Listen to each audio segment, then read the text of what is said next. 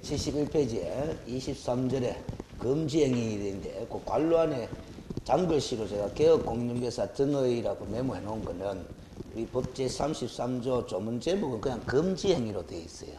근데 이 금지행위 조문을 딱 읽어보면은 금지행위 중에 어느 하나에 해당하는 사람은 개업공인중개사도 될 수 없고 소속공인중개사도 될 수 없고 중개보조원도 될 수 없고 법인인 개업공인중개사의 사원 또는 임원도 될 수 없다 이렇게 나오거든.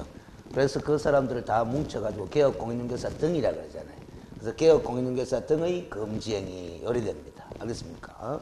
요거 단어 하나만 알아도 과거에 기출된 지문은 요것도 맞출 수 있는 거예요. 이 금지행위에 관한 규정은 개업공인중개사뿐만 아니라 소속공인중개사 또는 중개보조원에게도 적용된다. 가만 OX 이렇게 되는 거예요. 그거는 뭐 따로 배울 것도 없이 개업공인중개사 등의 금지행위 이렇게 제목을 공부해 버리면 되는 거라. 알겠어요?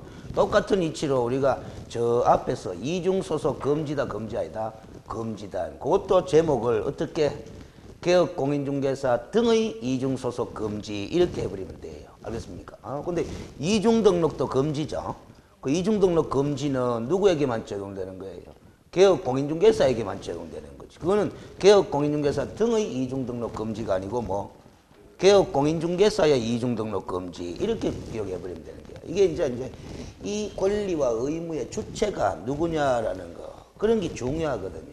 이 규정이 누구에게 적용되느냐 적용되는 사람이 있고 적용 안 되는 사람이 있고 그런 걸 정확하게 판단해야 되거든. 알겠습니까? 그래서 알겠어요. 여러분들이 그 마인드가 매번 여기서 실수하더라고. 권리와 의무의 주체에 가는 걸 저는 늘 강조하잖아요. 권리와 의무를 공부하는 게 법과목인데 여러분들은 주로 어디에 치중해서 공부를 많이 하느냐 하면 권리와 의무의 뭐 내용에 치중해서 공부를 많이 해요.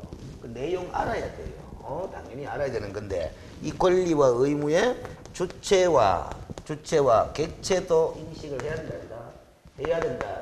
근데 여러분들 이걸 다 놓쳐버려요. 글을 읽으면서. 가장 대표적으로 실수를 많이 하는 게 보면 민법에서도 그런 걸 놓친다 이 말이야. 그래서 우리 실무에서 시험 문제 한 번씩 자주 나오는데요. 분묘기지 민법에서 들어봤다 안 봤다? 들어봤다 이 말이지. 요 분묘기지권의 주체와 객체 인식이 됩니까? 이 분묘기지권 물권으로서 인정되는 거잖아요. 관습법상의 물권으로 인정되는 누구한테 인정되느냐라는 거다. 알겠어요? 내하고 관계없는 권리면 필요 없는 거잖아요. 내가 이 권리의 주체면은 상당히 중요한 권리다 이 말이에요. 그리고 내가 이 권리를 가진 주체라면은 그 객체에다가 행사를 하는 거잖아. 알겠어요? 그 객체가 뭔지 모르면은 행사의 대상을 모르는 거잖아요. 무슨 얘기지? 근데 조금 공부를 한 사람은 주체는 알아요. 주체는 어떻게 하느냐면 분묘의 수호와 봉제사를 실질적으로 하는 자 그게 이 분묘기지권의 주체거든. 알겠어요?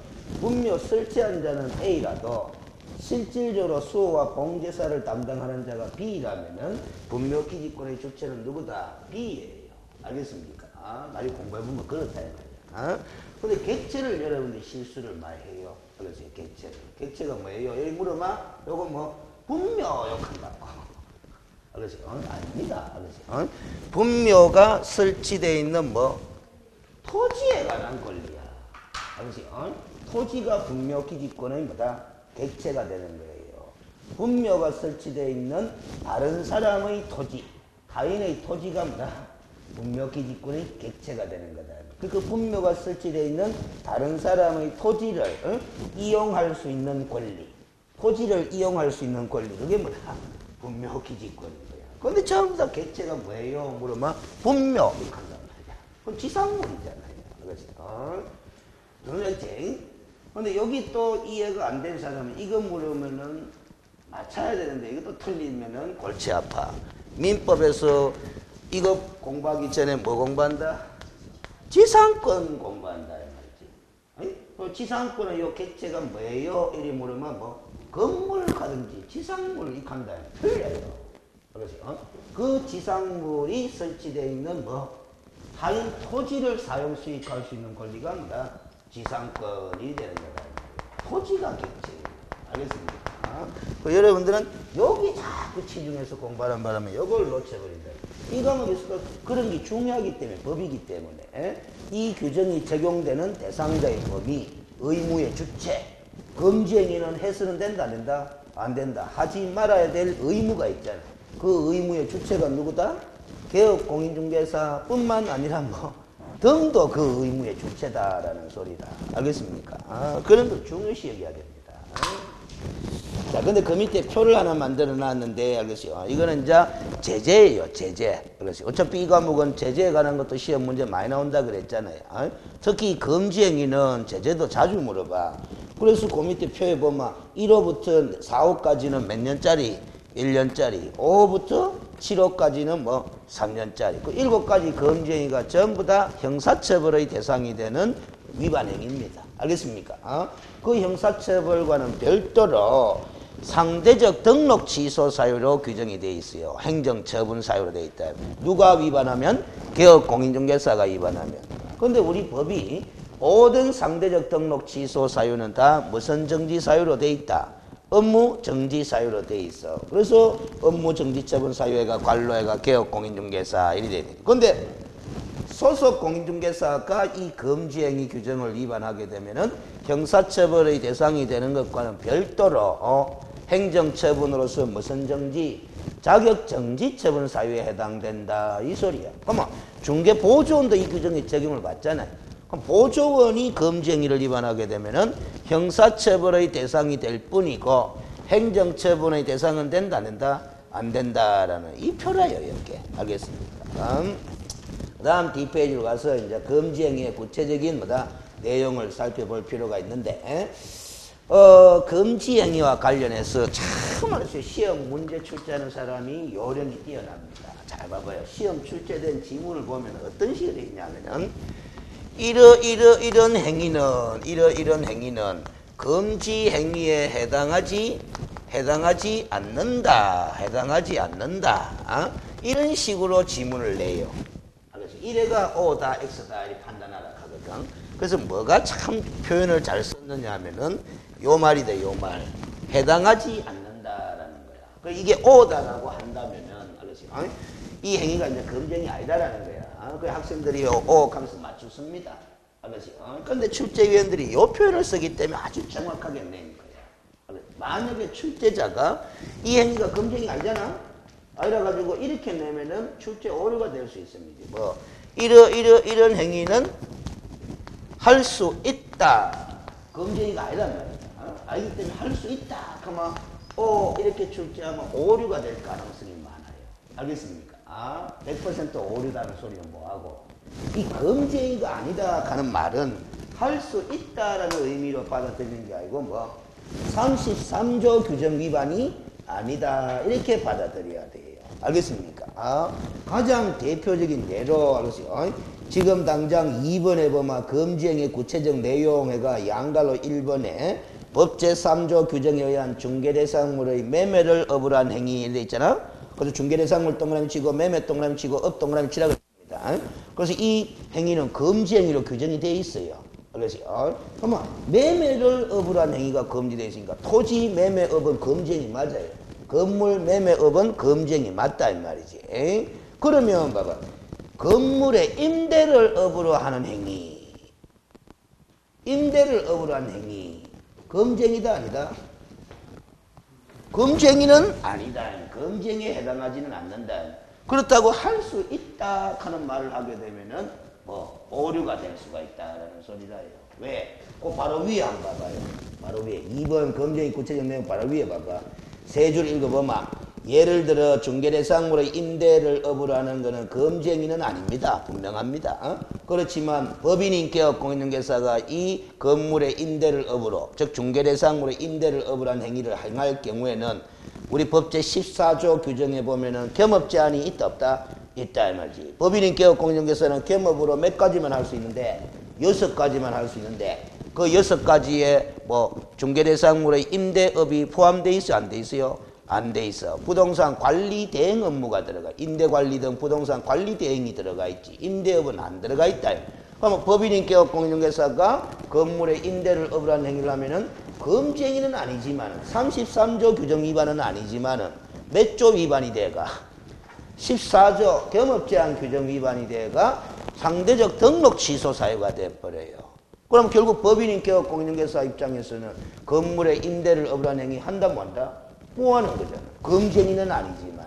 그러니까 이 검증이가 아니다고 해가지고 무조건 할 수 있다라고 받아들이면 곤란하다라는 소리다. 알겠습니까? 그래서 이때까지 기출된 출제 지문을 보면은 이런 표현으로 안 되는 거야. 알겠어요? 요렇게 내가 33조 위반이 맞나 안 맞나 그것만 판단하라는 거지 할 수 있나 없나를 물어보지는 않고 출제위원도 정확하게 보고 있는 거예요. 알겠습니까? 그런 뜻이다. 자, 그래서 첫 번째 양갈로 1번에 그 중개대상물 동그라미 쳤고 매매 동그라미 쳤고 업 동그라미 쳤으면 이제 무슨 행위가 검증인지는 이제 알았다 몰랐다 알았다. 다시 한번 강조합니다. 앞에서 우리가 용어 정의 공부할 때 중개라는 두 글자와 중개업 세 글자는 같은 말이다 다른 말이다? 다른 말이다. 그것과 마찬가지로 매매라는 두 글자와 매매업은 같은 말이다 다른 말이다? 다른 말이다 라는 소리죠. 그러면 금지행위로 규정되어 있는 것은 매매업이 금지되어 있는 것이지 매매행위는 금지행위가 아니다 라는 소리라. 알겠습니까? 그러면 개업공인중개사도 자신이 소유하고 있는 토지나 건물을 팔아먹을 수 있다 없다? 있다. 매도할 수 있다. 그건 매매행위지. 매매업으로만 안 하면 되는 거예요. 알겠습니까? 무슨 소리인지 알겠지? 자, 그런데 여기서 또 봐봐요. 개업공인중개사가 자신이 소유하고 있는 토지와 건물을 매매하는 거는 업은 아닌데 매매하는 건 검증이라고 그랬잖아. 근데 지금 1번의 검증이가 아니다라는 거지. 알겠어요?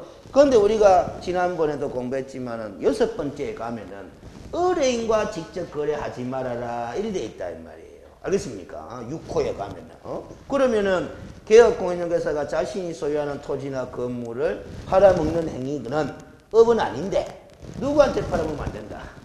의뢰인한테 팔아먹으면 안 된다. 만약에 의뢰인한테 팔아먹으면은 매매업은 아니라도 1호의 검증이는 아니라도 몇 호의 검증에 해당돼가 6호의 검증에 해당돼가 또 결국 위반이 되는 거다라는 소리다. 알겠습니까? 그래서 우리가 1호에 해당하지 않는다고 무조건 또 할 수 있다 이렇게 생각하는 것도 곤란해. 그 검증의 7가지를 다 공부해야 되는 거야 이거 우리 수험생 입장에서. 그 중에 어느 한 가지에도 해당되면 위반이거든. 알겠습니까? 그런 거다.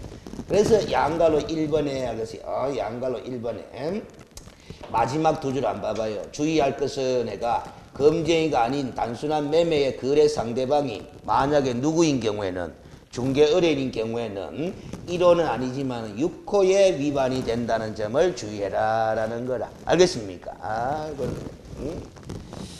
그래서 뭐 이런 말이 있잖아요. 뭐 피하려고 하다가 뭐 만난다 그런 거잖아. 그러니까 지금 7가지 검증일 공부해가 이제 나중에 자격증 따가 중개업에 종사하는데 매매업은 안 된다 하는 거는 잘 알고 있는데 의뢰인과 직접 거래하는 건 깜빡 알면서도 까먹었거든요. 그래가 자신의 의뢰인한테 팔아먹어요. 알겠지? 그러면 그건 결국 의뢰인과의 직거래에 해당돼가 또 단속 대상이 되는 거거든. 알겠지?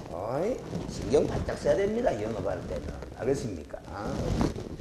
모르면 안 되는 거라. 알아야 되는 거라. 알겠습니까? 그 다음 두 번째 검증이라고 합니다.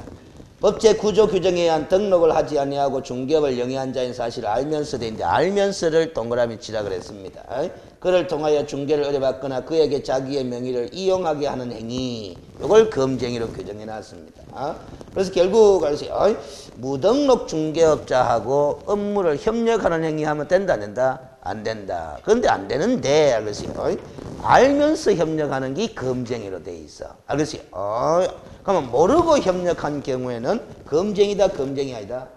검증이가 아니다. 이렇게 판단하시면 됩니다. 알겠습니까? 자, 그런데 봐봐요. 우리가 모르고 협력했다고 해가지고 그러면 무조건 해도 된다 이렇게 생각하면 된다 안 된다? 안 된다라는 거죠. 검증이가 아니라서 검증 위반으로 처벌 대상이 되지는 않는다라는 것이지 다른 민사 행정상의 책임을 질 경우도 생긴다 안 생긴다? 생긴다. 형사처벌 대상이 아니다라는 것뿐이지. 알겠습니까? 자, 그리고 그 밑에 이제 담아내가지고 뭐 설명을 잔뜩 해놨는데 모르셔도 좋습니다. 이건 상법의 논리를 좀 반영해가 제가 구체적으로 설명해 놓은 긴데, 나중에 학교 교재용으로 쓸 때를 대비해서 소개해 놓은 긴데, 참고용으로 그냥 읽어 두시면 정도 되면 돼요. 줄 것도 없습니다. 하여튼 알면서만 잘 기억하면 됩니다. 그 다음 양갈로 3번에 보면은 사례, 정여 그 밖에 어떠한 명목으로도 보수 또는 실비를 초과하여 금품을 받는 행위 하여서는 아니 된다 해놨는데, 이 단어를 정확하게 봐두셔야 돼요. 어떠한 명목 하는 글자 동그라미 치고 뭐 초과 동그라미 치고 금품 동그라미 치라, 그렇게 지난 과정 때 이야기를 했다. 이걸 일단은 접근할 때 어떻게 접근하면 좋으냐면, 개업공인중개사가 고객으로부터 받을 수 있는 명목의 금품은 어떤 명목의 금품만 받을 수 있는 거다? 보수하고 실비만 받을 수 있는 거다 이 말이지. 그래서 보수 이외에 실비 이외에 그 밖에 어떤 명목의 금품을 받으면 된다 안 된다? 안 된다라는 거라. 그런데 여기서 이제 주의를 해야 될 게 하나 있어요. 어떤 명목 동그라미 치는 위에다가 부가가치세는 제외 이렇게 적어 놓습니다. 받을 수 있다 이렇게 적어 놓든지. 부가세는 보수 아니잖아. 실비 아니잖아. 그러나 부가가치세는 받을 수 있다라고 우리 확인 설명서 서식에도 명확하게 기재되어 있다 안 돼 있다? 돼 있습니다. 알겠습니까? 부가세는 받을 수 있다 이렇게 보시면 됩니다. 근데 이게 이제 실무로 가면은 일반 과세 사업자냐 뭐 간이 과세 사업자냐에 따라서 또 달리 처리하는데, 그것까지 우리 중개사 자격 시험에서 묻지는 않을 거다. 어찌됐든 일반 과세 사업자인 개업 공인중개사가 받을 수 있다 하더라도 받을 수 있는 건 사실이거든. 알겠어요? 여기까지다. 응? 자, 이 검증인데 이 세 번째 검증과 관련해서는 판례가 제일 시험 지문에 많이 등장을 해요. 판례도 많이 나와 있고. 그래서 1번부터 뭐다? 뒤에 6번까지 쭉 보셔야 되는데, 1번 판례도 시험에 여러 차례 나와 있는 오래된 판례지만은 사례비나 수고비 등의 명목으로 금원을 일단 받으면 돼요, 안 돼요? 안 되는 거잖아. 근데 받은 경우에 도라는 표현을 썼어요.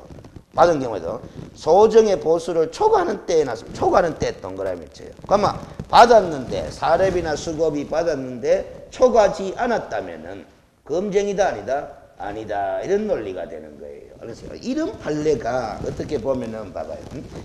이 법조문의 문자적 의미만 딱 직역을 한 해석이 아니고, 이 검증이 규정을 둔 입법 취지를 고려해서 해석한 판례 같고, 솔직히 문자만 딱 따지면요, 사례비, 수고비 받으면 돼요, 안 돼요?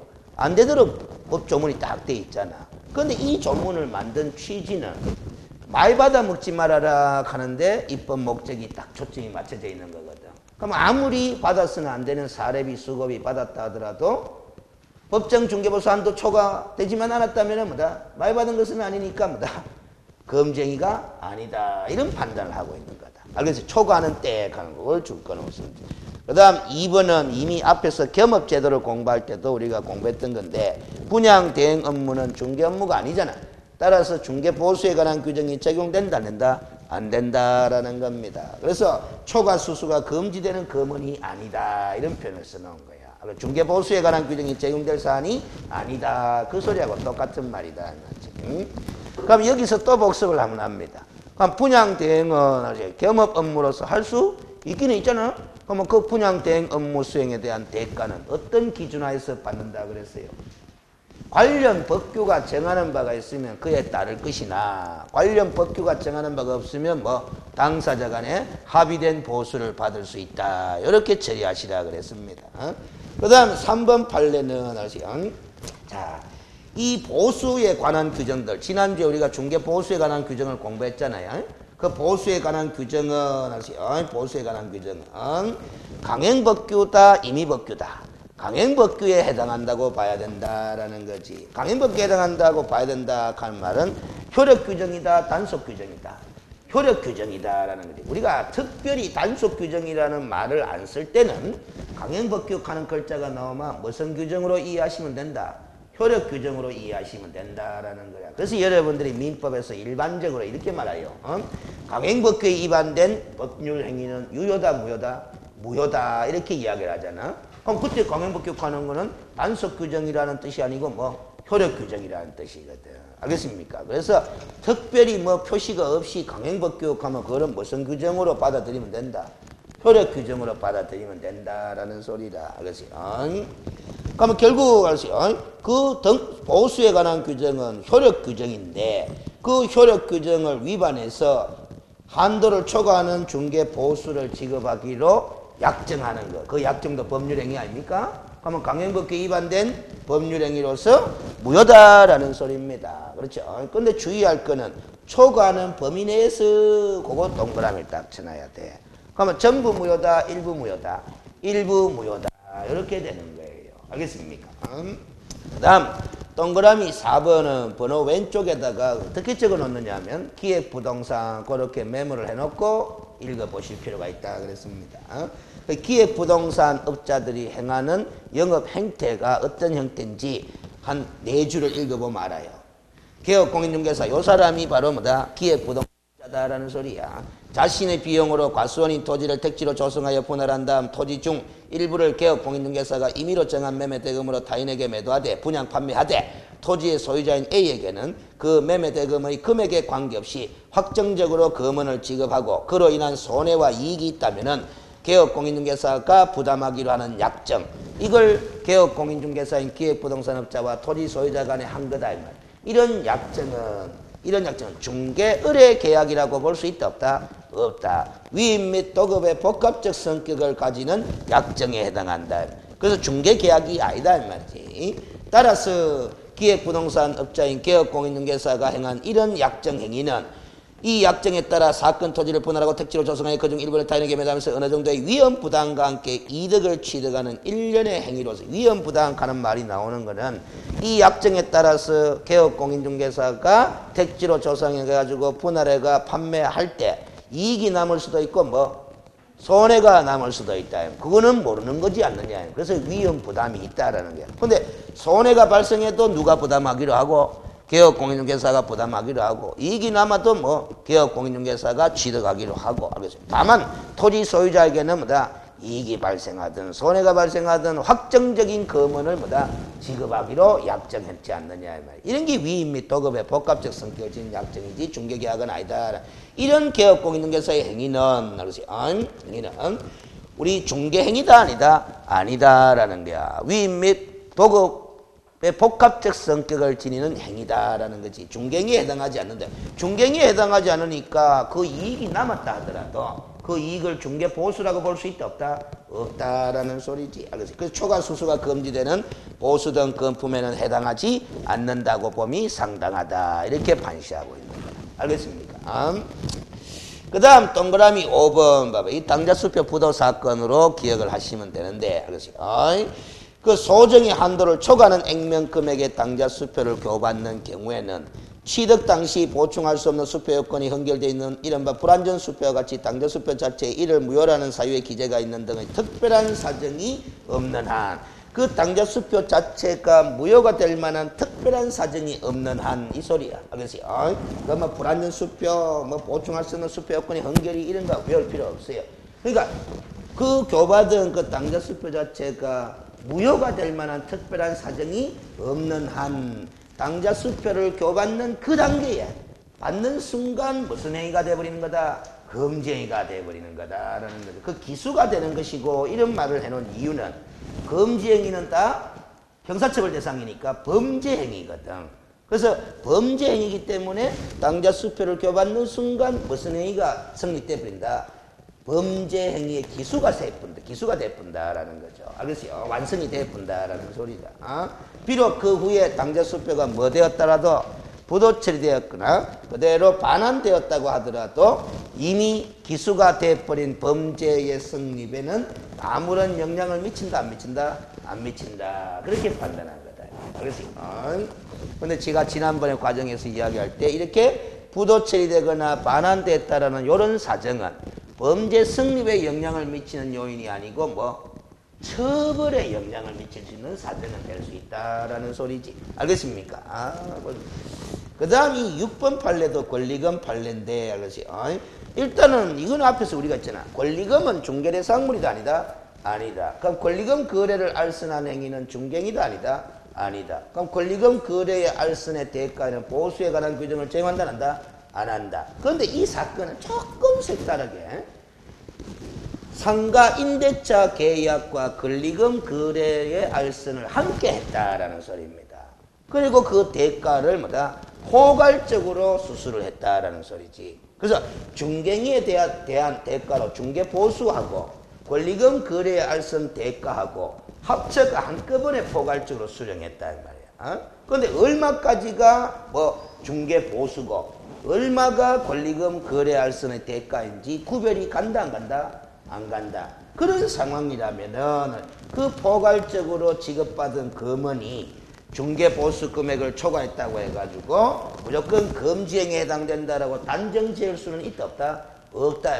중개보수가 얼마인지를 특정할 수 있다 없다? 없지 않느냐라는 소리다. 알겠습니까? 그런 말입니다. 이런 게 이제 증거 부족인 거예요. 알겠어요?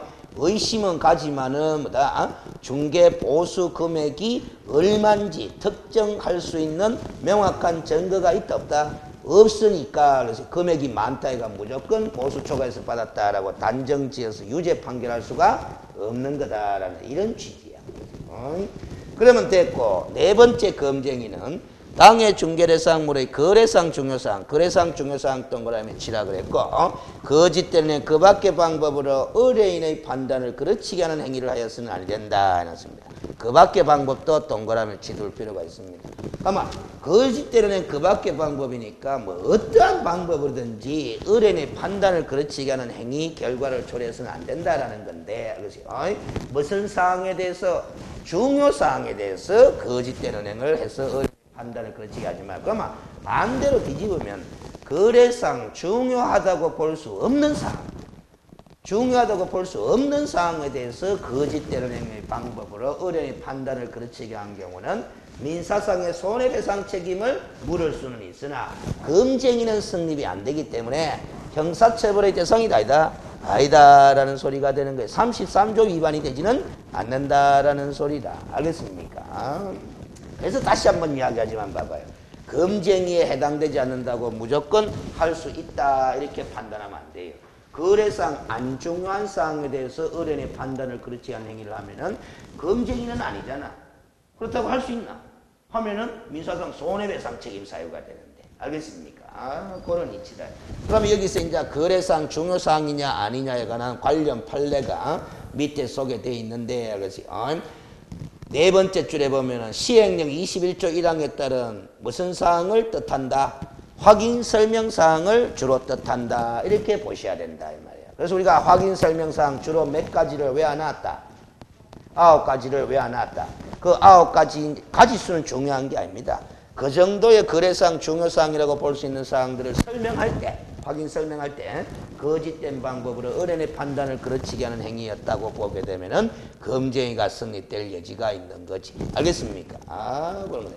그래서 밑에 판례에 보면은 뭐 자체에 관한 사항뿐만 아니라 가격 등에 관한 사항들도 이렇게 있잖아. 자체에 관한 사항 줄 거 넣고 가격 등에 관한 사항 줄 거 넣으면 됩니다. 그러면 중개대상물 자체에 관한 사항 하는 말은 어떤 뭐 사항인지 대충 이런 생각을 가지면 돼. 여러분들 확인 설명사항 9가지는 외워두는 것이 공부하는데 편하다 그랬잖아.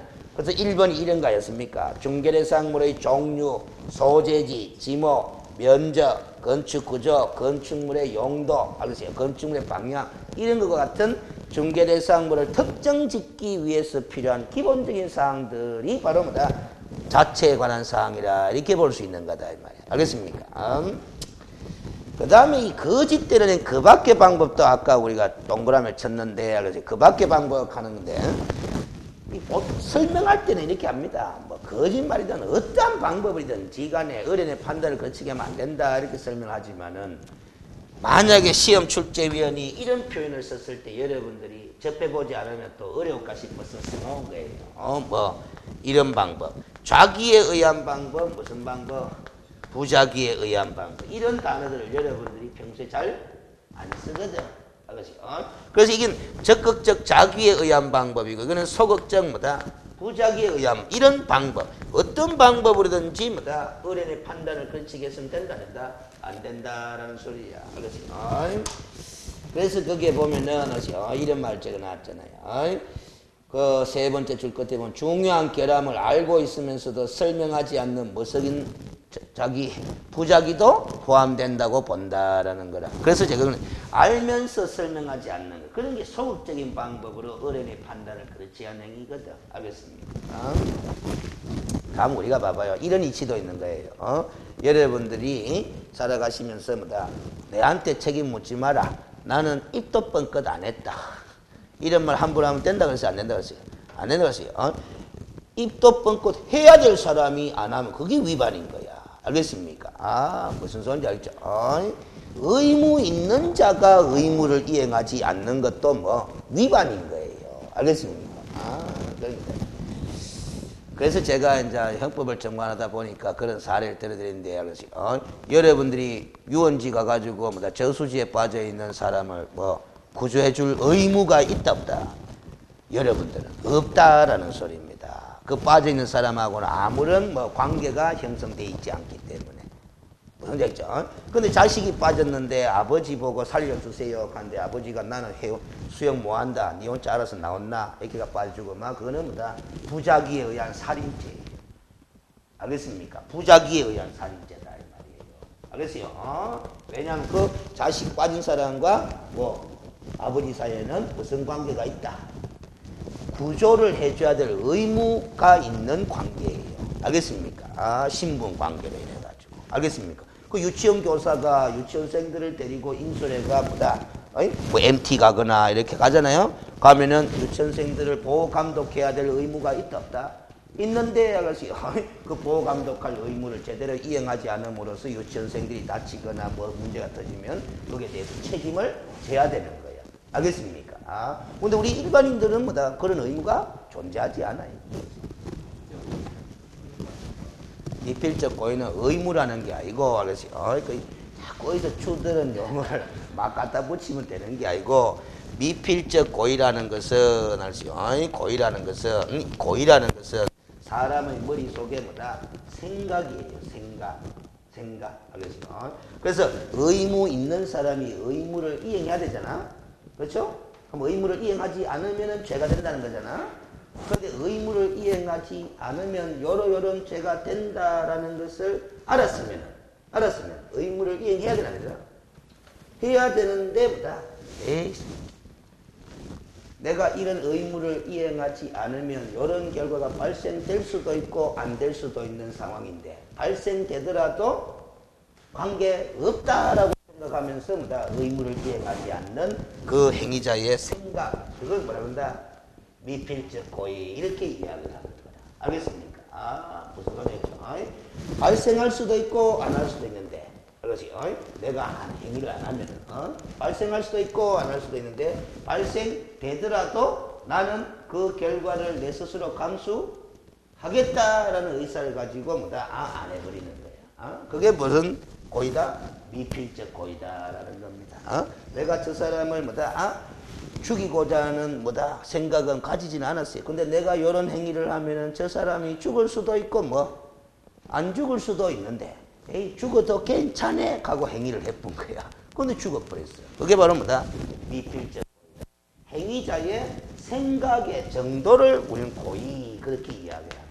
알겠습니까? 확실히 내가 저 사람 죽여야 되겠다 해가지고 행위를 해가 죽이잖아. 그런 것도 고의죠. 그거는 확정적 고의, 그렇게 이야기를 한다 이 말이야. 확정적 고의와 미필적 고의를 비교해보면 어느 쪽이 그 고의의 강도가, 생각의 강도가 강하다? 확정적 고의가 강한 거예요. 알겠습니까? 적어도 범죄가 성립되기 위해서는 고의가 존재해야 되는데 어느 정도의 고의만 있어도 범죄는 성립된다. 미필적 고의의 정도만 인정돼도 범죄는 성립된다, 이런 뜻이에요. 알겠습니까? 꼭 모든 범죄가 확정적 고의가 있어야 되는 것은 아니다라는 겁니다. 고의는 의무의 내용이 아니고 뭐다? 행위자, 범죄 행위자의 생각의 정도를 가리키는 거다. 과실도 마찬가지고. 알겠습니까? 자, 그 다음 됐고, 알았어요. 그 대법원은 중개인 등이 서로 짜고 매도의 가액을 했는데, 매도의 가액도 가격 등에 관한 사항 아닙니까? 그래서 거래상 중요사항으로 볼 수 있다, 이 소리. 됐고, 다섯 번째 금지행위, 관계법령에서 양도, 알선 등이 금지된 동그라미 치라 그랬고, 분양, 임대 등 관련 정서 등 동그라미 치라 그랬고, 매매 교환 등을 중개 동그라미 치라 그랬고, 매매를 업 한꺼번에 동그라미 칩니다. 매매업. 그러면 거꾸로 가보면은 두 가지 행위가 금지행위입니다. 매매업도 금지고 뭣도 금지다. 중개행위도 금지다 말이지.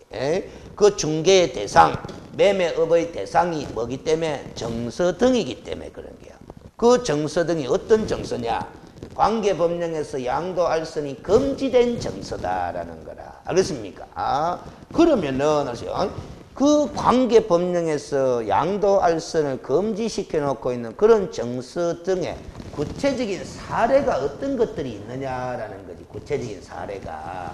그 사례로 보다 세 번째 줄에 175페이지 세 번째 줄에 주택청약 예금 정서, 주택조합의 조합원의 정서 등을 말한다. 이렇게 사례를 소개해 놓은 거예요. 거기다가 구체적으로 보충학습회가 주택법에 1, 2, 3, 4 그 나오는 정서들이 있죠. 이런 정서들이 바로 뭐다? 관계법령에서 양도알선을 금지시켜 놓고 있는 구체적인 정서의 사례들을 소개해 놓은 거라. 그러니까 보충학습의 내용은 외울 필요 있다 없다? 없습니다. 없는데 공법 시험 문제 대비한다는 측면에서 읽어두면 좋아요. 알겠습니까? 그 주택법 시험에서는 요거 잘 나온다 안 나온다? 잘 나오는 파트입니다. 알겠어요? 이 과목에서 이걸 묻지는 않지만, 알겠어요? 그래서 거기에도 보면 주택조합의 조합원의 정서다, 주택청약 종합저축정서다, 주택상환사채다 이런 것들이 있지. 이런 것들은 그 주택법에 보면은 양도알선을 허용한다, 금지한다, 금지하고 있어. 이런 정서들의 매매 교환 등을 개업공인중개사 등은 중개하지도 말고 뭐 하지도 말아라. 매매업을 하지도 말아라 라는 소리다. 알겠습니까? 자, 그러면 여기서 봐요.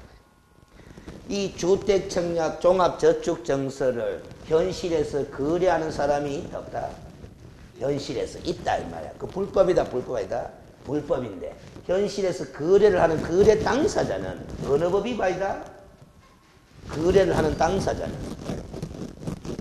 주택법 위반이 되는 거예요. 알겠습니까? 그러면 아세요? 그 거래 당사자가 그 정서를 거래하는 걸 개업공인중개사가 알선하잖아? 중개하잖아? 이 중개한 개업공인중개사는 어느 법 위반이 된다? 어? 두 법을 다 위반하게 되는 거예요. 주택법에서는 알선도 하지 말아 돼 있잖아. 그럼 공인중개사법에서 또 금지행위로 규정해 놨잖아. 그러면 개업공인중개사는 공인중개사법도 위반하고 뭐 주택법도 위반하게 되는 거예요. 알겠습니까? 두 법을 동시에 위반하게 되는 거야. 하나의 행위를 통해서 두 개의 법 규정을 한꺼번에 위반해버리는 거거든. 알겠습니까? 이런 케이스는 그까지만 알면 되는데 어떻게 처벌하느냐 하는 건 형법으로 가요. 하나의 행위를 통해서 두 개의 범죄를 동시에 충족시켜버리는 걸 상상적 경합범이라 그런다 이 말이야. 그 상상적 경합범에 해당하는 행위자는 그중 중한죄로 벌한다 이렇게 돼 있어. 그러면 주택법의 형량을 봐야 되겠죠. 공인중개사법의 형량을 봐야 되겠죠. 보면 똑같아요. 주택법도 3년 이하의 징역 또는 3천만 원 이하의 벌금형. 공인중개사법도 뭐 이 5호 위반은 3년 이하의 징역 또는 3천만 원 벌금형이거든. 알겠어요? 어느 쪽으로 위반해도 관계가 없습니다. 처벌해도 관계가 없습니다. 알겠습니까? 이런 것들은 실무적으로 조금 더 이야기해 드리면 검사가 요 개업공인중개사를 이제 재판 청구 공소 제기할 거 아닙니까? 뭐지? 형사처벌감이니까 공소 제기할 거다. 아마 공소장 작성할 때, 알겠어요? 공소장 작성할 때 공인중개사법 제33조 제5호 위반하면서 적어요. 적은데 주택법도 위반되잖아? 주택법 65조 위반이거든? 그러면 공소장의 양식을 보면은, 알겠어요? 예비적 사항, 예비적 기소사항을 적는 난이 있어요. 그럼 거기에 또 주택법 65조 규정 위반 혐의가 같이 적는 거예요. 그러면 판사가 이제 심리할 때보다, 둘 중에 하나를 선택해서 판단을, 만약에 이런 논리야. 공인중개사법 위반이 되지 않는다 판단이 되면은 예비적 기소사항으로 주택법을 적어 놨기 때문에 주택법에 또 위반되는지 여부를 예비적으로 또 심리한다 하게 됩니다. 알겠습니까? 그래 되지. 근데 그까지 시험 문제는 못 물어. 알겠어요? 근데 이것까지는 물을 수 있을 것 같아요. 여러분들이, 알겠어요? 주택법도 공법의 시험 범위로 공부하는 바람에, 알겠어요? 아까 요 논리 있죠. 이 정서를 거래한 거래 당사자는 무슨 법 위반으로 처벌 대상이 된다? 주택법 위반으로 처벌 대상이 된다. 요거는 물을 수 있을 것 같다 이 말이야. 알겠습니까? 거래 당사자는 거래를 했지 중개한 사람 아니잖아요. 알겠지? 거래 당사자는 어느 법 위반으로 처벌 대상이 된다? 주택법 위반으로. 까지는 물을 수 있을 것 같다. 그 다음 175페이지에 알겠지? 5페이지에 그 보충학습 밑에 보면은 또 다른 국토교통부의 이 정시의 사례 하나를 소개해놨어. 전매가 금지된 이주자 택지 분양권 경우 그것도 줄 건 없습니다. 그러면 이주자 택지 분양권 가는 것도 정서다 정사이다? 정서인데 전매가 금지됐다 하니까 양도가 금지되어 있는 거 아닙니까? 알겠습니까? 그렇죠. 그것도 만약에 개업공인중개사가 이 이주자 택지 분양권의 매매를 알선 중개하게 되면은 금지행위 5호에 해당된다 이 소리가 되는 겁니다. 알겠습니까? 그런데 그 뒤에 뭐 특정한 아파트에 입주할 수 있는 권리가 아니라 아파트에 대한 추천기일에 신청하여 당첨이 된 아파트의 분양 예정자로 선정될 수 있는 지위를 가리킨 데 불과한 입주권의 매매를 알선 중개한 경우에는 금지행위에 해당되는 것으로 볼 수 있다. 요거는 우리가 저 앞에서 중개대상물의 범위를 공부할 때 동호수가 특정된 아파트 분양권은 장래 건축 예정인 중개대상물의 건물로 본다 했지만은 요 입주권은 장래 건축 예정인 건축물이다 아니다? 아니다. 그래서 중개대상물이 아니다. 이게 바로 정시에 속할 수 있는 거다 이 말이야. 알겠습니까? 그래서 그 밑에 걸어나 하는 건 동호수가 특정된 얘기잖아. 알겠지? 그거는 장래 건축 예정인 건물을 중개한 것으로 봐야 된다라는 거지. 정서를 중개한 것으로 볼 수는 없다라는 소리다. 그 다음 뒷페이지로 넘어갑니다. 알겠지?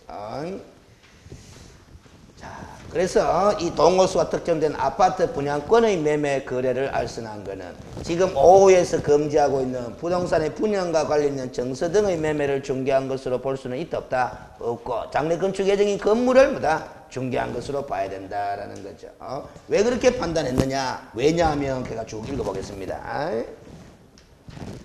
이 5호에서 양도할선을 금지하고 있는 이 정서, 예를 들어서 주택청약정지예금 정서다, 뭐 적축정서다, 재개발지역 주민에게 주는 이른바 딱지 등 이런 정서에 대한 매매 규제와 분양권의 매매 규제는 부동산 투기업체라는 그 규제의 필요성 면에서 차이가 없다고 할 수 있으나 형벌법규, 특히 어떤 행정 목적을 달성하기 위해 규제하고 그 행정 목적 실현을 담보하기 위하여 그 위반을 처벌하는 행정형벌법규 이 규정 위반은 3년 이하 징역 또는 3천만 원 이하 벌금형 사유 아닙니까? 검정이 닿을 경우입니다.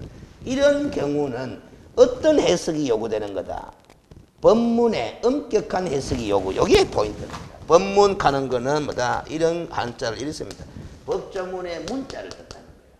법조문의 문자에 엄격한 해석이 요구되므로 투구역제를 위한 규제의 필요성만으로 정서 등이란 범위에 정서의 존재 형태가 전혀 우리 동호수가 특정된 아파트 분양권을 포함시키는 해석은 법문의 엄격한 해석이 요구되는 차원에서 보면은 맞다 안 맞다? 안 맞다라는 게 포함시킬 수 없다라는 소리야. 그래서 동호수가 특정된 아파트 분양권이라는 것은 우리가 그것도 아파트 분양권도 분양계약서 정서 아닙니까? 정서지만은 여기서 금지되는 정서에 포함된다고 해석할 수 있다 없다? 없다라는 소리야. 알겠습니까? 이 봐봐. 형사처벌, 행정형벌법규, 형벌법규 하는 게 이게 뭔 소리냐면은 그 규정을 위반하게 되면은 무슨 처벌의 대상이 되는 규정? 행정형벌, 형사처벌의 대상이 되는 규정. 그걸 행정형벌법규라고 한다. 그 형벌법규를 해석할 때는 뭐 법문의 엄격한 해석이 요구된다라는 소리다. 알겠습니까? 죄형법정주의 원칙에 따라서. 알겠습니까? 범죄, 무슨 행위가 범죄가 되고 거기에 상하는 형벌은 어떤 거다라는 것은 뭐다? 성문의 법으로 명확하게 규정되어 있어야 된다라는 것이 죄형법정주의 원칙이거든. 그래서 항상 법문에 충실하게 엄격하게 해석을 해야 된다라는 거예요. 그래서 우리가 아까 검증이 두 번째 봐봐요. 무등록 중개업자임을 알면서 그를 통해 중개를 받거나 그런 검증이죠. 알면서가 뭐다? 중요하다는 게. 모르고 협력한 거는 법문의 엄격한 해석을 통해서 보면은 뭐다? 알았을 때만 검증이로 규정하고 있지 않느냐.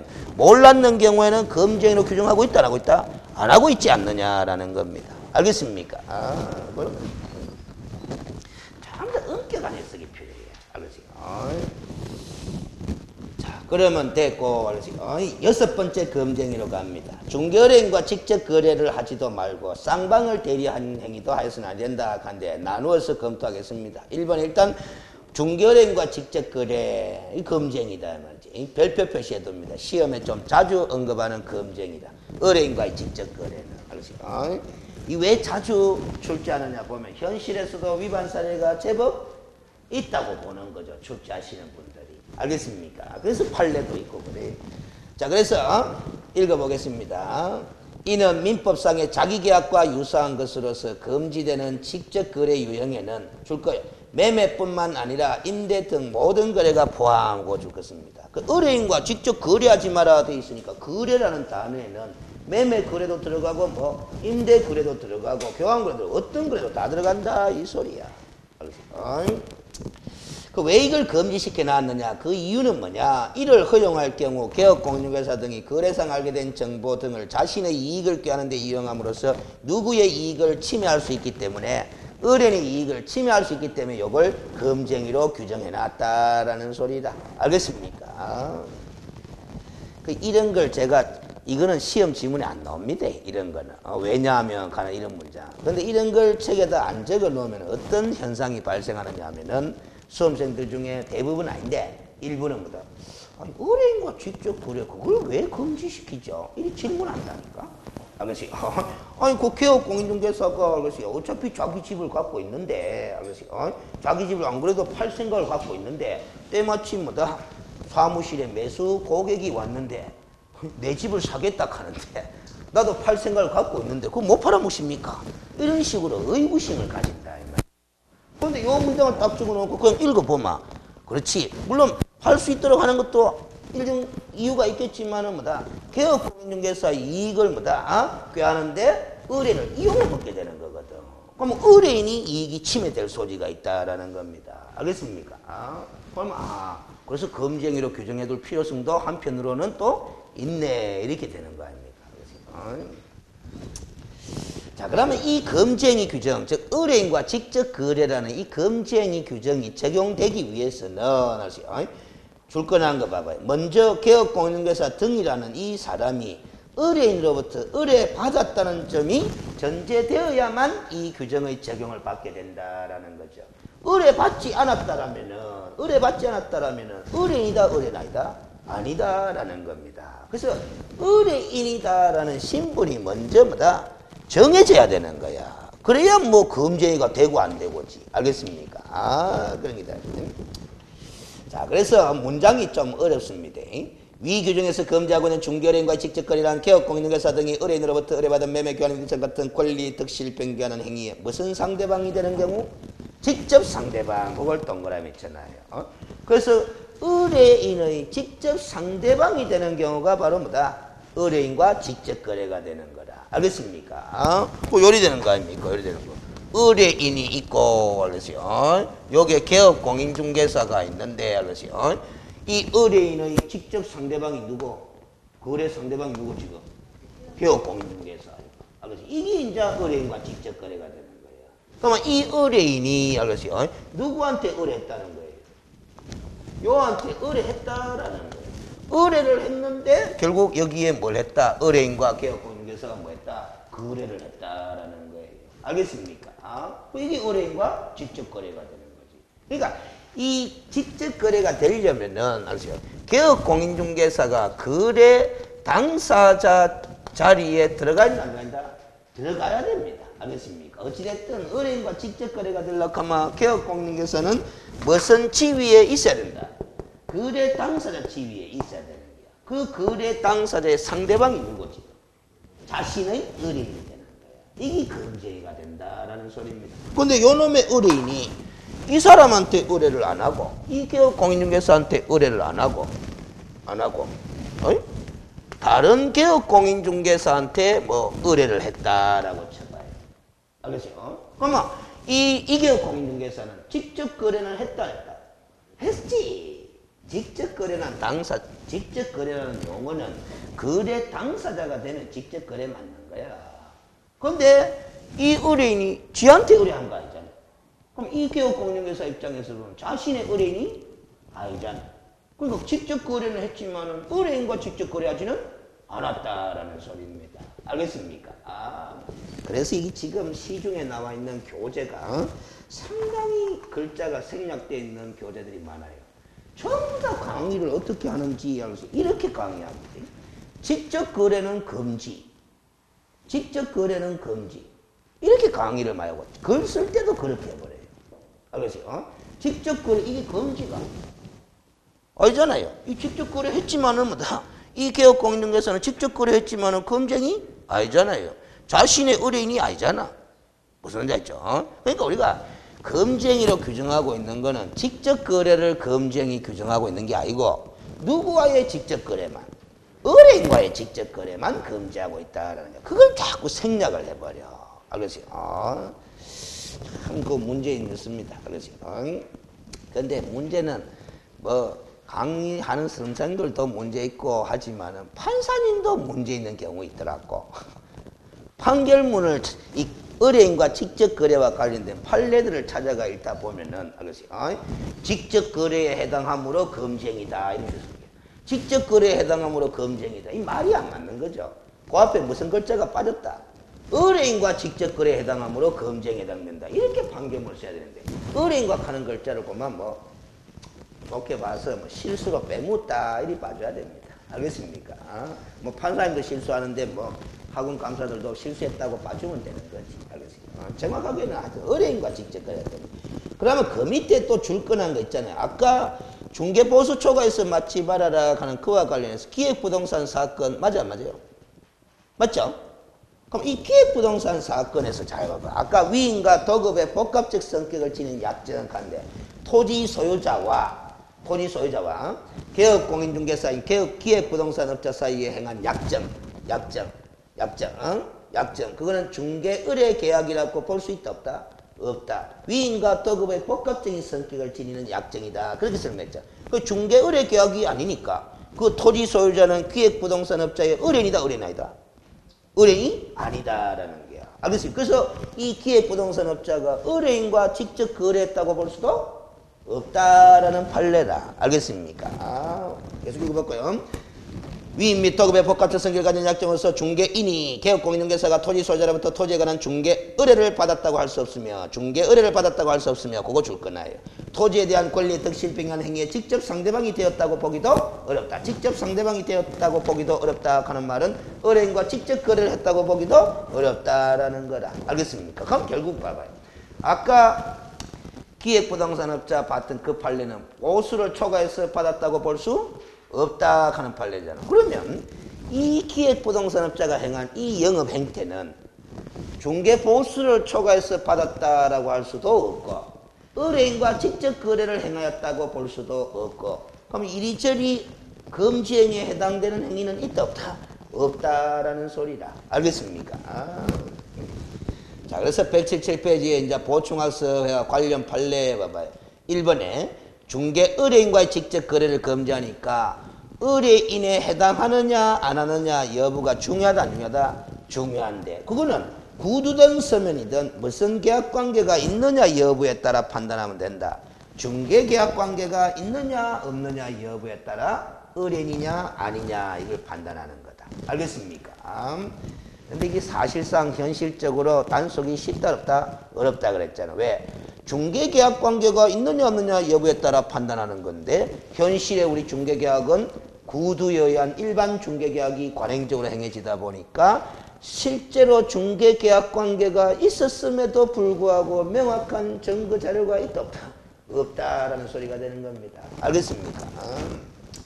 2번 중개 의뢰인과 직접 거래를 하지 말아라 되는데 그 직접 거래해서는 안 되는 이 의뢰인 직접 거래해서는 안 되는 이 의뢰인의 범위에는 소유자뿐만 아니라 누구도 포함하는 것으로 봐야 된다.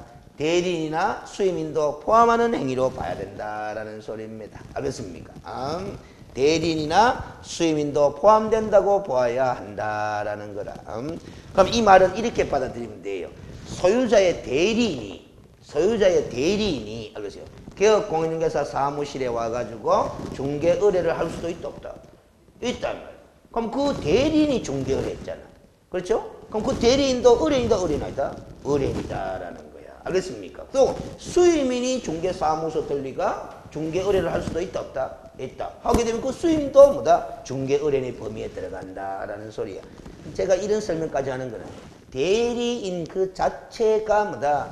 의뢰인의 범위에 들어간다는 뜻이 아니고 그 대리인이 중개사무소에 와가지고 뭘 해야 된다? 중개 의뢰를 해야 되는 거지. 그럼 결국 중개를 했다라는 것은 개업공인중개사가 그 대리인과 무슨 계약을 체결했다? 중개계약을 체결했다. 그러니까 그 대리인도 의뢰인의 범위에 들어간다라는 거예요. 대리인 그 자체가 의뢰인이 되는 건 아니고. 알겠습니까? 그 다음 3번 이 국토교통부의 유권 해석인데 문장이 제가 조금 출제거리가 될 것 같아서 뭐다 소개해 본 거예요. 문장이. 하여튼 복잡하게 문장을 잘 써요. 알겠어요? 자, 의뢰인과 직접 거래를 하면 개업공인중개사가 본인 소유의 중개대상물을 의뢰인에게 직접 매도, 임대하거나 중개의뢰인이 의뢰한 중개대상물을 본인 명의로 매수, 임차하는 것을 의미한다. 따라서 개업공인중개사가 처가 소유한 부동산의 매매 등 거래계약을 중개하면서 처의 대리로서 계약을 체결한 경우는 처의 대리인으로서 계약을 체결한 경우에는 이 공인중개사법상의 의뢰인과의 직접 거래에 해당하는 것은 아니다라는 거죠. 그러면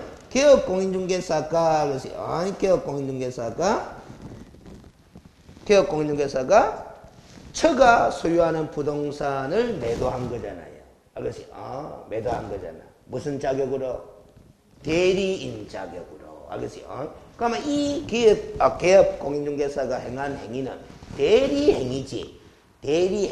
거래 행위를 직접 한 개업공인중개사가 아니다 이 말이야. 알겠습니까? 무슨 소리인지 알겠어요? 대리인 자격으로 한 거지.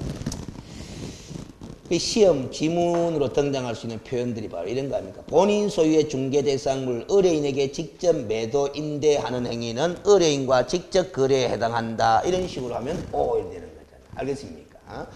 그러니까 이 사례 문제로 표현을 어떻게 낼까 출제위원이 고민할 때 국토교통부 유권 해석의 문장들이 조금 아이디어 차원에서 활용할 수 있지 않느냐 해서 소개놓은 4번 봐. 개업공인중개사가 매도인으로부터 매도 중개를 받은 다른 개업공인중개사 의뢰 중개로 부동산을 매수하여 매수 중개를 받은 또 다른 개업공인중개사의 중개로 매도한 경우에는 의뢰인과 직접 거래에 해당하지 않는다 한 거야. 알겠어요? 자, 이거 아닙니까? 이거 봐봐. 이 의뢰인이 누구한테 의뢰했다? 다른 개업공인에 의뢰했다. 요 사람이 중개를 해가 이 개업공인중개사가 매수를 한 거예요.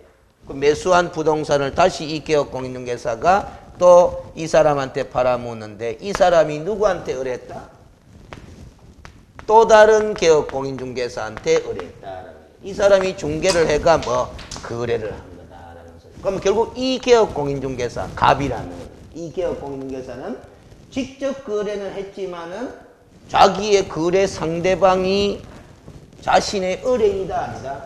아니다라는 거지. 알겠습니까? 이 사람한테 의뢰했는 거야. 알겠습니까? 그래서 이 개업공인중개사는 직접 거래는 했지만은 누구와의 직접 거래는 아니다. 의뢰인과의 직접 거래는 아니다. 그 소리다. 그래서 판결문에 갑을병한 관료는 없어요. 없는데 제가 관료가 갑을병이라고 표시해 준 거라. 여러분들이 표시를 안 해주면 이 문장 세 줄에서 개업공인중개사가 몇 명 등장하는지 보인다 안 보인다? 안 보여. 알겠어요? 일부러 갑을병이라고 표시를 세 명은 여기 개업공인중개사 갑, 다른 개업공인중개사 을, 또 다른 개업공인중개사 병 이렇게 되는 거다 이 말이야. 알겠어요? 하여튼 판사님이 글을 써도 보면 봐봐요. 명확하게 딱 드러나도록 좀 쓰면 좋을 게 있어요. 그래서 제가 이 갑을 병 이렇게 표시해 둔 거는 이런 의미도 있어요. 하여튼 여러분들이 운도 이런 것도 다른데 이 판례가 시험에 몇 차례 나왔거든. 그런데 어떨 때는 갑을병이 없이 나왔어요. 그런데 어떤 시험에서는 뭐다? 지금처럼 뭐다? 출제하시는 분이 갑을병이라고 표시해 줬다 이랬다. 해줘가 되는 거야. 해주는 게 더 명확하잖아요. 그러면 이제 수험생에 따라서 이제 조금 뭐다? 난이도가 달라지는 느낌이 오는 거야. 이게 또 운이나 알겠어요. 어떻게 보면. 내가 원래 들어가는 이 시험에 알겠어요. 원래 시험 출제하시는 분이 이런 친절하게 갑을병 달아주는 식으로 문제를 많이 내면은 훨씬 쉽게 와닿는 거죠. 알겠어요? 모르는 거야. 알겠어요? 자, 그러면 됐고, 네모 박스 밑에 하겠어요. 뭐, 이 규정의 취지 및 법적 성질과 관련하여 대법원은 해놨는데, 별표해 놨습니다. 대법원은 거기에다 별표해 놓는데, 이 판례가 5번 시험에 나온다, 안 나온다? 5번 시험 모른다가 아이고. 무조건 나와. 제일 밑에 줄 봐봐요. 몇 년도 몇 월? 2017년도 2월 3일이야. 따끈따끈한 판례다 이 말이에요. 알겠습니까? 아, 무슨 소리인지 알겠. 안 그래도 낼 거 없다 했었는데 이거 내면 처음 내는 거 아이가? 알겠습니까? 아, 그런 거야. 그래서 항상 이 강의하는 사람들은 이 민법이든 알겠어요. 법과목 공법은 판례를 안 내니까 관계없고 민법하고 이 중개법 강의하는 선생은 9월달 가면은 무슨 작업을 해야 된다. 최근에 새롭게 나온 판례가 있는지 또 대법원 홈페이지 들어가 판례 검색을 해야 된다. 해야 되는 거야. 알겠어요? 지금도 검색하고 있긴 있는데 바빠서 놓치는 수가 있어요. 근데 저 시험 치기 전에는 마무리 차원에서 한번 금요일 4개가 강의를 뭐 했던 판례가 새로운 게 나온 게 있으면 뒤늦게라도 9월 말이라도 10월 초라도 또 이야기 해줘야 된다. 해줘야 되는 거야. 알겠어요?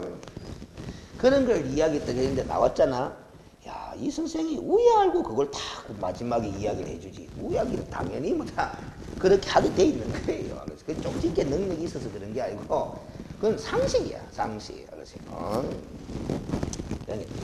자, 그래서 쭉 읽어볼게요. 개업공인중개사 등이 의뢰인과 직접 거래를 행행을 금지하는 우리 33조 6호 규정의 취지는, 이 규정을 만든 취지는 똑같아. 아까 나왔잖아. 개업공인 등이 거래상 알게 된 정보를 자신의 이익을 꾀하는 데 이용하여 중개인의 이익을 해하는 경우가 있으므로 이를 방지해 의뢰인을 보호하고자 하며 있는 바, 위 규정에 위반하여 한 거래행위가 사법상 효력까지도 부인하지 않으면 안 될 정도로 현재의 반사회성 반도덕성을 지닌 것이라고 할 수 없을 뿐만 아니라 행위의 사법상 효력을 부인하여야만 비로소 입법 목적을 달성할 수 있다고 볼 수 없고. 자, 여기까지 잡아봐요.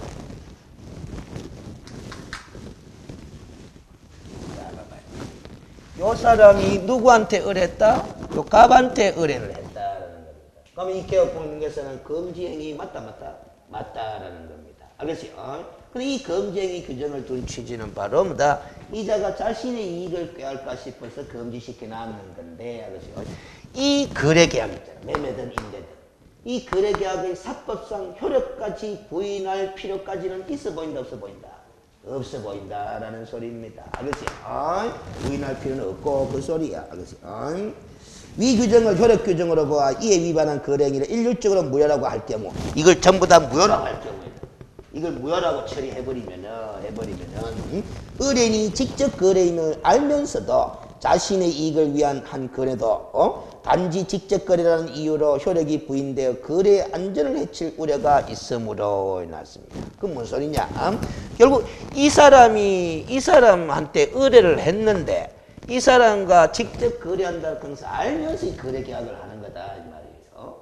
그런데 이 사람이 알면서, 그럼 이 사람의 이익도 존중해야 한다.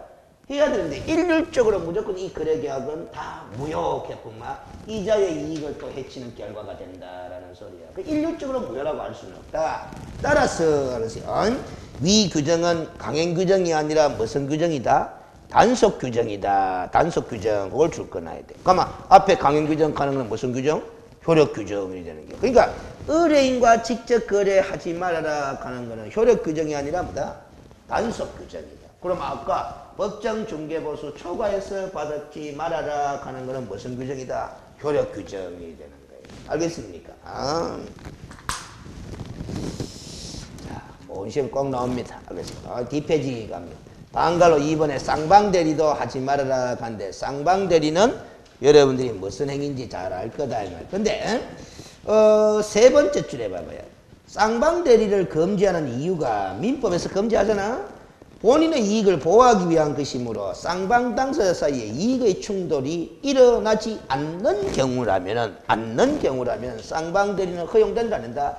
된다. 그래서 여러분들 민법에서 쌍방대리는 무효는 무효인데 절대적 무효라고 한다, 상대적 무효라고 한다. 상대적 무효라고 한다라는 겁니다. 쌍방의 이익이 충돌되지만 않는다면 그걸 무효로 할 필요는 없다. 그러면 쌍방의 이익이 충돌되지 않는다 하는 것은 쌍방 당사자가 다 동의, 허락하에 쌍방 대리를 하는 것은 이익이 충돌되지 않지 않느냐. 그것까지도 무효로 할 필요는 없지 않느냐. 그래서 상대적 무효 이렇게 한단 말이지. 알겠습니까?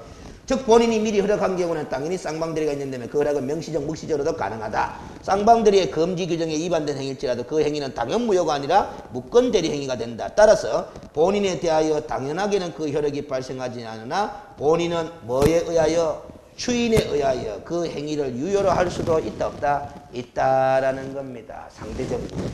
알겠습니까? 이 민법 이야기를 속에 놓은 거야. 이런 걸 이제 민법이기 때문에 이 법령 실무 교재에서는 대부분 잘 안 써버려요. 알겠어요? 근데 어쨌든 이게 나올 수도 있단 말이야. 여러분들이 민법이 시험 과목이 아니면은 못 내겠지만은 시험 과목에 들어가 있기 때문에. 따라서 개업공여 등이 당사자들의 허락을 받아 동그라미. 그래 당사자 쌍방을 대리하여 계약을 성립시킨 경우에는 개업공인중개사 등은 자 줄 거야. 검증이 위반으로 처벌의 대상이 되겠지만은 거래계약의 효력은 유효. 그거 줄 거는 된다. 어쨌든 쌍방대리를 했기 때문에 허락받아서 했다 하더라도 쌍방대리 맞으니까 검증이로서 처벌의 대상은 되겠지만은 민법의 논리에 따라서 효력은 뭐다? 유효하다라는 소리다. 알겠어요? 자, 그러나 일방대리를 금지하는 명문의 규정은 있다 없다? 없다. 따라서 일방대리는 검증이가 아니다라는 소리다. 알겠습니까? 아까 법문의 엄격한 해석이 요구된다는 거죠. 그 다음에 마지막 7번째 검증이 요거하고 쉬었다 가겠습니다. 탈세된 관계법령을 위반할 목적 동그라미 치놓고 아직까지 이거 갖고 시험 문제 낸 적은 없습니다. 소유권 보존 등기 또는 이전 등기를 하지 아니한 부동산 출권했죠? 그걸 출권한 거는 이제 1번 번호를 매겨두라 하는 의미입니다. 1번 부동산. 관계법령의 규정에 의하여 전매된 권리의 변동이 제한된 부동산 또 출권했죠?